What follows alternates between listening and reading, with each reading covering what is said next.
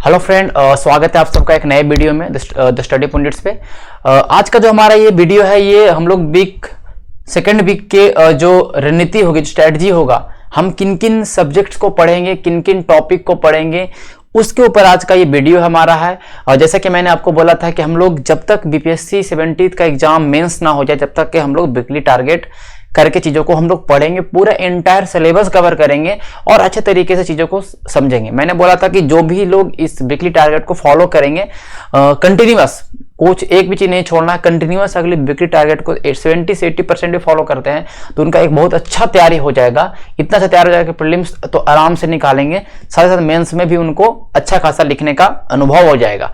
तो ये टारगेट जो है आपको, जो फ्रेशर्स है, जो पहली बार बीपीएससी का एग्जाम देने जा रहे हैं या पहली बार मेंस लिखना चाहते हैं, ये उनके लिए बहुत ही ज्यादा फायदेमंद होगा, क्योंकि इतने अच्छे तरीके से, बारीकी तरीके से ये पूरा टारगेट बनाया गया है और साथ ही साथ इसमें सब कुछ कवर कराया गया है। ओके, हमने वीक 1 में मैंने आपको बताया था कि वीक 1 का जो टारगेट हमारा था उसमें हम लोगों ने बोला था कि प्रीवियस ईयर एग्जाम के पैटर्न को अभी समझना है, एग्जाम के पैटर्न को, एग्जाम के नेचर को समझना है ना।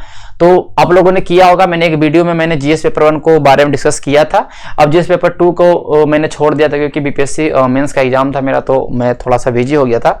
लेकिन जीएस पेपर 2 का आप लोगों ने देख ही लिया होगा, है ना, और वो हम लोग बीच में देख ही लेंगे, कोई दिक्कत नहीं। लेकिन अब हम लोग वीक 2 के टारगेट कवर करेंगे और ये वीक 2 का जो टारगेट है ये 8 जनवरी से लेके कितना हो जाएगा, 8, 9, 10, 11, 12, 13, 14 तक, है ना, 14 जनवरी तक, 14 जनवरी तक ये उस दिन उतना का टारगेट है। हम लोग इस टारगेट में जितने भी चीजें पढ़ेंगे, साथ ही साथ हम लोग उन चीजों के ऊपर रिवाइज भी करेंगे, है ना, उन सबको हम लोग पूरा रिवाइज भी कर लेंगे, ठीक है, इन दिनों में। तो स्टार्टिंग का मैंने बताया था, स्टार्टिंग का जो महीना चलेगा, स्टार्टिंग का जो शुरुआत के 2-3 महीने चलेंगे, 3-4 महीने चलेंगे, उसमें हम लोग ज्यादातर मेंस को ज्यादातर ही फोकस करेंगे और प्रीलिम्स की चीजों को समझते जाएंगे। लेकिन जब लास्ट एग्जाम, जब हमारा प्रीलिम्स एग्जाम करीब आएगा तब हम लोग थोड़ा सा प्रीलिम्स की तरफ हम लोग ज्यादा तैयारी करेंगे। हालांकि हमारा तैयारी सब कुछ मिला के ही चलेगा, सब कुछ तैयारी हो जाएगा, कोई ऐसा बहुत बड़ा हेडक नहीं है। तो मैंने यहाँ पर 10 महीनों की रणनीति है, स्मार्ट स्टडी, कैसे हम चीजों को पढ़ेंगे और कैसे एक अच्छा प्रीलिम्स में स्कोर कवर लाएंगे और कैसे मेंस में भी हम लोग आंसर राइटिंग कर पाएंगे, इसके रिगार्डिंग वीडियो। तो वीडियो को अगर अच्छे तरीके से देखते हैं, पूरा वीक, हर वीक में जो वीडियो एक आएगा टारगेट, उसको अगर आप समझते हैं, देखते हैं, पूरा पढ़ते हैं तो फायदा बहुत करने वाला भाई, इस बात को आप समझिए, बहुत ज्यादा फायदा होगा। आप ये 70, 71 बीपीएससी और 72 सबके लिए में तो वीडियो है, ये वीडियो वन टाइम वीडियो है, ये ऐसा नहीं है कि फिर बाद इसके लिए नया नया वीडियो बनाना पड़ेगा। तो जैसा कि मैंने बोला था, ये जो वीकली टारगेट है ना, मैंने बताया था आपको कि जो वीकली टारगेट है, ओके,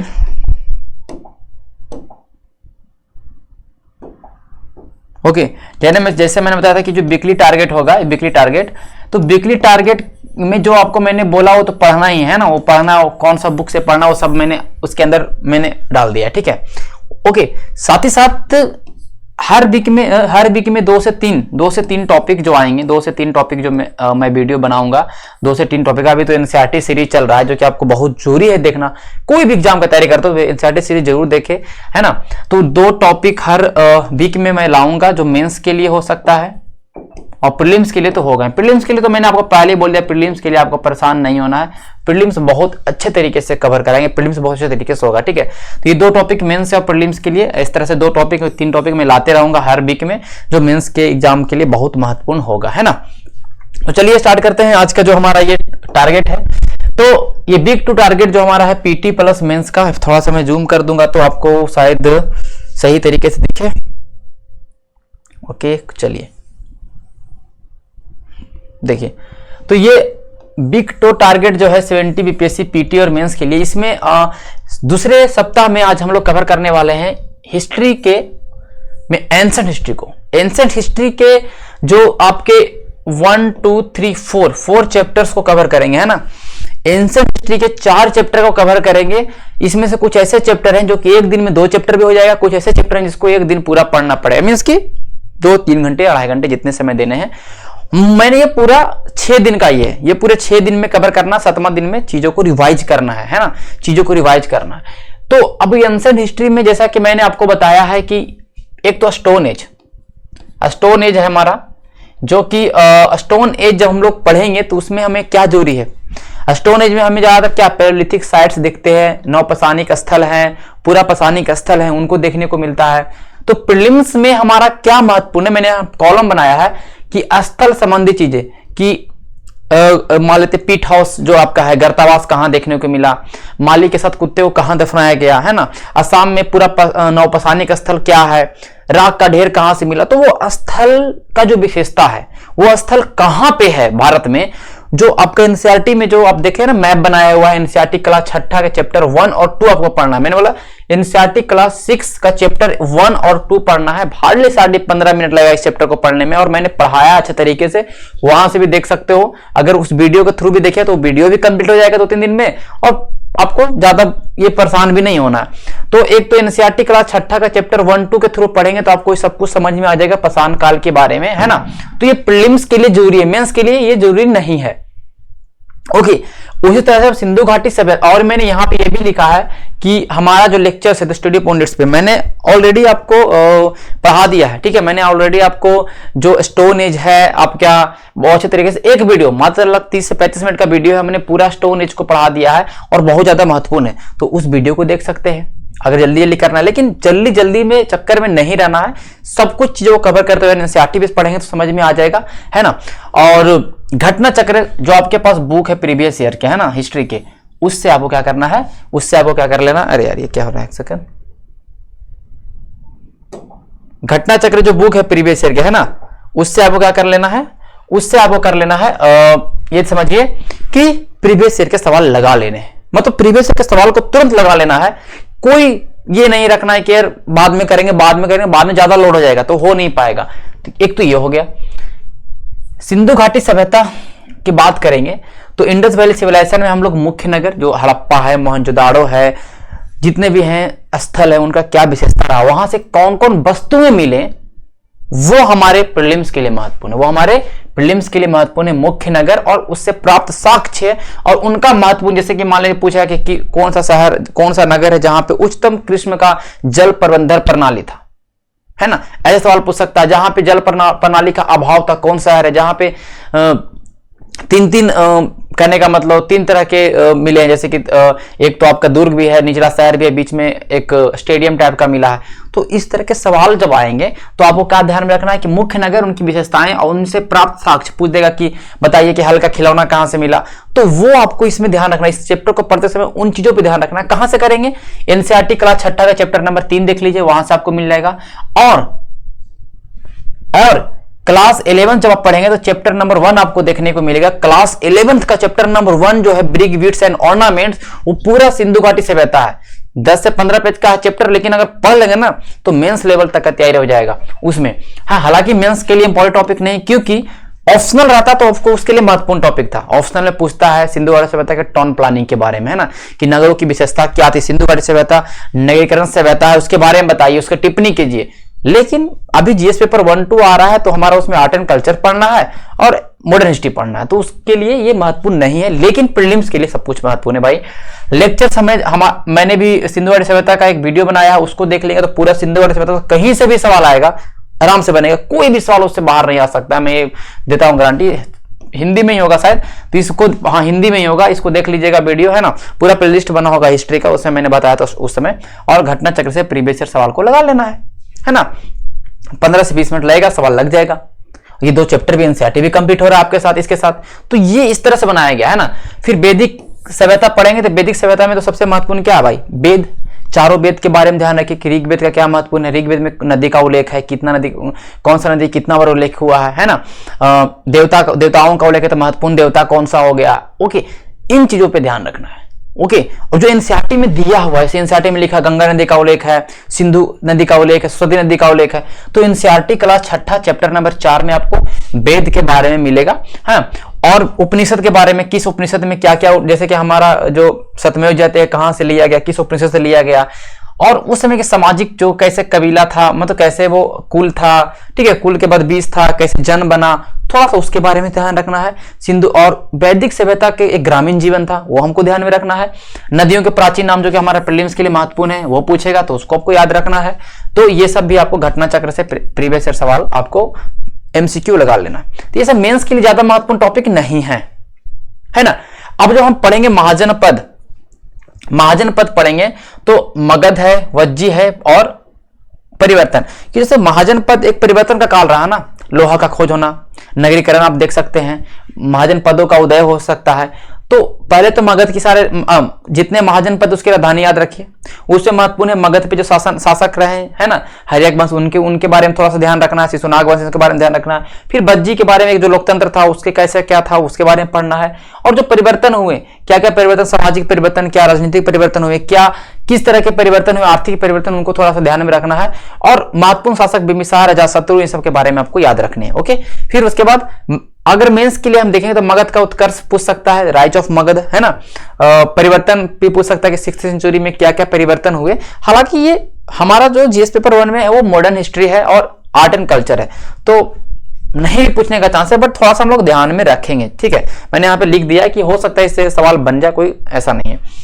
और एनसीईआरटी क्लास 6 का चैप्टर नंबर 5 पढ़ेंगे तो पूरा मगध, ये आपका पूरा महाजन पद कंप्लीट हो जाएगा। और क्लास 11 का चैप्टर 2 पढ़े तो आपको बहुत कुछ यहाँ पे सीखने को मिलेगा। क्लास 11 का चैप्टर नंबर 2, और फिर लेक्चर से पढ़ना तो फिर लेक्चर से पढ़ लीजिए, घटना चक्र से आपको घटना चक्र से उसको सारे सवाल को लगा लेना है।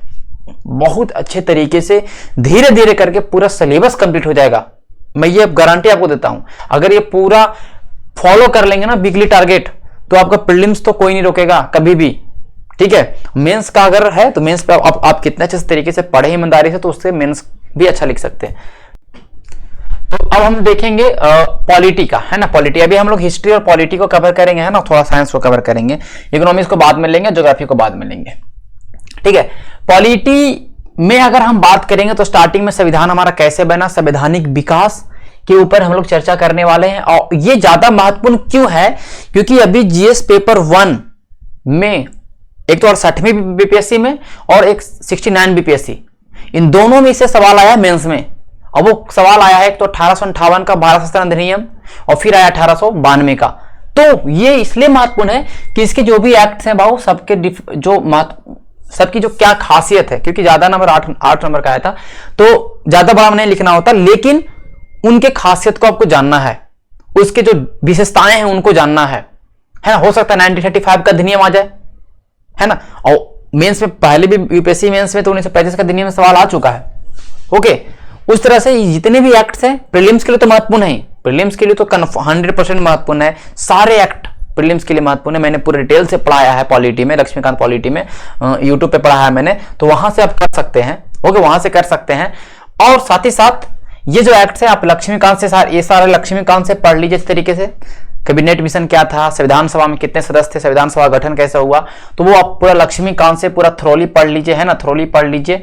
और जो महत्वपूर्ण जो एक्ट्स हैं, इन एक्ट्स के बारे में डिटेल से समझ के रखना है, सब कुछ रखना है कि अभी सवाल आए तो आराम से आप बना दे, समझे बात को। उसके बाद देख सकते हैं कि घटना चक्र से आपको इसके सारे सवाल को लगा लेना है। ओके, उसके बाद लक्ष्मीकांत तो पढ़ ही लिए आप, है ना। और अगर लेक्चर्स देखना है तो हमारे चैनल पे आपको, यूट्यूब पे आपको मैंने लक्ष्मीकांत पूरा पढ़ाया है, कॉन्स्टिट्यूशनल डेवलपमेंट पूरा समझाया है, तो वहां पे आपको मिल जाएगा। तो वीडियो के थ्रू देखना है तो वीडियो के थ्रू देख ले, जैसे आपको कंफर्ट लगता है। ओके, प्रस्तावना, फिर जो प्रियम्बल आपका है, और जो हमारा संविधान बन गया तो प्रियम्बल्स के बारे में समझेंगे। फिर हमारा संविधान का क्या विशेषता है, हमारा संविधान लिखित संविधान है, हमारा संविधान मतलब जो भी हमारे संविधान की जो विशेषता है, एक चैप्टर है हमारा लक्ष्मीकांत में, उसको समझेंगे। अब देखिए प्रस्तावना के मुख्य शब्द, प्रस्तावना में जो जो टर्म्स का इस्तेमाल हुआ है ना, गणतंत्र हो गया, पंथ निरपेक्षता हो गया, है ना, संप्रभुता हो गया, उन सारे पॉइंट्स को आपको ध्यान में रखना क्या है वुमेन्स के लिए। और अभी प्रीलिम्स के लिए क्या जो है कि प्रस्तावना कब इंट्रोड्यूस हुआ था, जैसे प्रियम जो आपका उद्देश्य प्रस्ताव था कब हमारा संविधान सभा में इंट्रोड्यूस हुआ, कब उसको फिर मान लिया गया, प्रस्तावना में कितने तरह के न्याय की बात की गई, प्रस्तावना में कितने तरह की स्वतंत्रता की बात की गई है, प्रस्तावना में संशोधन कब हुआ, जो 3 शब्द जोड़े गए वो कब की संशोधन से जोड़े गए, बस इतना ही प्रीलिम्स के लिए ध्यान रखना है। मेंस में क्या रखना है, अब देखिए मेंस में तो पहले बार जितनी भी प्रस्तावना के अंदर जितने भी शब्द का उल्लेख है सारे शब्द का आपको अर्थ पता होना चाहिए कि संप्रभुता, सोवरेनिटी किसको कहते हैं, संप्रभुता से आप क्या समझते हैं, है ना। हो सकता है आप पूछते गणतंत्र से आप क्या समझते हैं, सेक्युलरिज्म से क्या समझते हैं, तो इस तरह के सवाल पूछे जाने की संभावना है। आपका 8 या 7 नंबर वाला में पूछेगा, इस बात को आपको ध्यान रखना है ना। पॉलिटी है तो जीएस पेपर 1 में पूछ देगा, तो वहां पे फंसना नहीं है, 7-8 नंबर गंवाना नहीं। तो मुख्य शब्द के बारे में कवर रखेंगे। जैसे कि सवाल देखिए पूछ सकता है, प्रियम्बल को हम लोग संविधान का आत्मा क्यों बोलते हैं, इसको बताइए। प्रियम्बल को संविधान का आत्मा क्यों बोला गया बताइए, या फिर preamble is the soul of our constitution, इसको आप एग्जामिन करिए, तो वो सब आपको पूछ सकता है। फिर फिलोसॉफिकल की टू कंडीशन, जो प्रियम्बल आपका फिलोसॉफिकल की है, वो एक तरह से जो संविधान का जो एक तरह से आपका फिलोसॉफी है, वो क्यों है, कैसे है, इसके बारे में समझाइए। कौन से जो शब्द उल्लेख किए गए हमारे प्रस्तावना में जो बताता है कि फिलोसॉफिकल की है। तो ये इस तरह के मेंस के सवाल बन सकते हैं इसमें। हाँ ओके, अब हमको इसको घटना चक्र से तो चलो रिवाइज करना है, लक्ष्मीकांत से हम चीजों को समझना है, इंटरनेट का सहारा भी ले सकते हैं हम लोग, है ना, इस टॉपिक्स के ऊपर, और वीडियो में मैं तो वहां से भी देख सकते हैं। और एनसीईआरटी का क्लास 9 चैप्टर 3, क्लास 9 चैप्टर 3 पढ़ेंगे, तो वहां पे आपको ध्यान देखिए, हाँ वहां पे आपको ये फिलोसॉफिकल की है ना, कैसे संविधान को फिलोसॉफिकल की बोला जाता है, उसके बारे में आपको पढ़ने को मिल जाएगा। ठीक है, जब चैप्टर 3 पढ़ेंगे क्लास 9 का, तो आपको इसका जवाब मिल जाएगा, है ना। क्लास 10 का फेडरलिज्म चैप्टर है, फेडरलिज्म पढ़ लीजिए, फेडरलिज्म सवाल बहुत बार पूछा है ना। फेडरलिज्म को समझ लीजिएगा क्या होता है, संघवाद क्या है ना, उसमें और भी छोटे टॉपिक्स है। क्लास 11 का पॉलिटिकल थ्योरी का बुक है, उसको जब पढ़ेंगे तो उसमें सेकुलरिज्म समझ आएगा, सेकुलरिज्म क्या होता है ना, सेकुलरिज्म क्या है, तो वो सब आपको जानकारी मिलेगा। क्योंकि हमारा इस सब प्रियम्बल में शब्द इस्तेमाल हुआ है, तो सब जब प्रियम्बल में शब्द इस्तेमाल हुआ है तो उनसे सवाल बनने की संभावना है। ओके, फिर हम लोग चैप्टर जो आपका यूनियन टेरिटरी जो पार्ट भाग 1 जिसको बोलते हैं भाग 1 में, है ना, आर्टिकल 104 याद रखना प्रीलिम्स के लिए, आर्टिकल 104। फिर नए नए जो राज्य बने थे, कब गुजरात बना, तो कुछ जो बेसिक्स हैं उसके ध्यान में डेट याद रखना है ना। साथ ही साथ हम लोग को जो भी अलग अलग जो कमेटियां हैं, जैसे जेपी कमेटी है, एसके धर कमेटी है ना, तो वो सारी कमेटियां, धर आयोग, ये सब ये आयोग के बारे में रखना है कि हाँ कब आया था, क्या क्या उनका था। फिर 7वां संविधान संशोधन 1956, है ना, 7th अमेंडमेंट 1950 जो आपका पुनर्गठन अधिनियम जो लाया, उस अधिनियम के बारे में आपको याद रखना है, क्योंकि मेंस में हो सकता है सवाल 7 या 8 नंबर का दे देंगे कि बताइए 7वां संविधान संशोधन 1956 क्या है। क्योंकि अभी 1858 1892 पूछा, तो हो सकता है केवल यही अधिनियम रहे, या राज्य पुनर्गठन अधिनियम क्या था समझाएं, तो उसके बारे में थोड़ा सा आपको याद रखना है। और ये सब तो मैंने फिर वही सोर्सेज हैं जो, तो ये पॉलिटी में इतना 3 चीज करना है, और हिस्ट्री मैंने बता दिया। अब हम लोग आएंगे करेंट अफेयर में। करेंट अफेयर में आप कोई भी मैगजीन जो फॉलो करें, मैंने आपको पहले बोला, जो भी मैगजीन से आप फॉलो कर रहे हैं, तो करेंट अफेयर को उस मैगजीन से फॉलो करें, कोई दिक्कत नहीं है, कोई परेशानी नहीं है। जो भी मैगजीन फॉलो कर रहे हैं, तो अभी दिसंबर मंथ का करेंट अफेयर पढ़िए आप, डेली 5 से 6 टॉपिक। अब 80 या 90 पेज, 90 पेज या 100 पेज में आते रहता है हमेशा, कभी 90 कभी 100 पेज में, विजन का हो गया, कोई भी हिंदी मीडियम से हिंदी मीडियम, तो वो मैगजीन्स को अब डेली 4 से 5 पेज पढ़ने का आदत बनाइए। टॉपिक्स उसमें जो लगता है कि नहीं ये टॉपिक्स महत्वपूर्ण है, बीपीएससी का हमेशा सवाल ट्रेन में पूछते रहते, इस तरह के सवाल पूछने की संभावना ज्यादा, हॉट टॉपिक्स है, तो उनको आप खुद से नोट डाउन कर लीजिए अपने कॉपी में, उसके फ्लो चार्ट बना के, डायग्राम बना के, तो कुछ जल्दी से उसको रिवाइज करने के लिए। तो ये दिसंबर मंथ को करिए, है ना, डेली 2 से 3 घंटा आपको करंट अफेयर पढ़ना है, और न्यूज पेपर पढ़ने का डाल सकते हैं सुबह 1 घंटा, कोई दिक्कत नहीं है। क्लियर है। साइंस में आपको अभी क्या करना है, साइंस में तो साइंस तो इस तरह से रटा दिया जाएगा, इस तरह से याद करवा दिया जाएगा साइंस का ना, कि सवाल तो छूटने की संभावना होगी ही नहीं। पूरा एनसीईआरटी बताएंगे अच्छे तरीके से, ज्यादा भी समय नहीं देना, एकदम मैंने बोला ना कि आपको एक नोट्स मैं दूंगा, नोट्स या समरी टाइप का मैं यूट्यूब पे ही बताऊंगा। और वो एनसीईआरटी को मतलब एनसीईआरटी को हार्डली 6 से 7 घंटा का समय दे देंगे ना कोई भी एग्जाम के लिए, 6 से 7 आवर्स का ये वीडियो होगा। जनरली एक वीडियो नहीं होगा, 8-10 वीडियो एक करके, 1 घंटा तो 2 घंटा करके होगा। तो अगर वो सारे वीडियो को देख लेंगे तो एनसीईआरटी से कोई सवाल आएगा, चाहे हिस्ट्री हो, पॉलिटी हो, कुछ भी, कितना भी टफ सवाल घुमा फिरा के उस नोट्स के माध्यम से आप बना लेंगे। तो इसलिए साइंस के लिए परेशान नहीं। साइंस अभी क्या करना है कि एनसीईआरटी क्लास 6 का साइंस पढ़िए, क्लास 6 का साइंस है, 2 घंटा में पढ़ लीजिएगा, ऐसा कोई बहाना नहीं, 2 घंटा में पढ़ सकते हैं पूरा क्लास 6, ठीक है।